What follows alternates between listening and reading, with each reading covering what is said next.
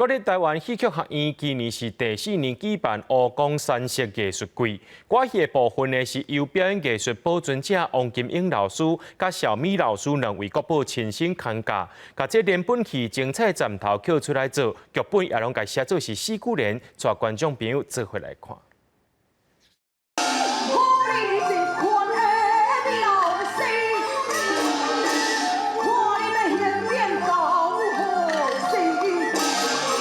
即马伫舞台顶长伫搬的，就是《甘国宝过台湾》。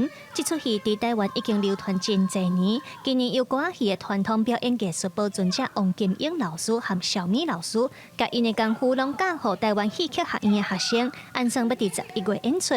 这出戏原本是内台的连本大戏，王金英老师甲要演10天的戏改编做2点钟，由小米老师编排骹步手路。当伫咧排的时阵讲，哎呀，啊是要安怎带上舞台咧？安尼心肝安尼足急的啦，毋过急嘛急无法度咧。这戏的部分、唱腔的部分是爱一步一脚印。 两位国宝级的歌仔戏演员亲身看教学生，除了重视身段，嘛真要意学生的台语发音。王金英老师讲，这届特别甲剧本改编做全4句联的形式，除了表现台语的艺术性，嘛毋望学生的台语腔爱讲好正，互观众在看戏的时，免看字幕嘛听有。演戏的精神最重要的，啊，搁有安怎甲身段，安怎甲情绪，安怎甲字教好正。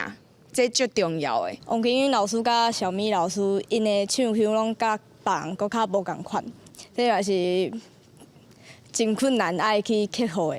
甘国宝过台湾这出大戏，会伫国立台湾戏剧学院所办的湖光山色艺术季活动期间演出。除了歌戏演歌，也有客家戏、京剧等等各共13场演出。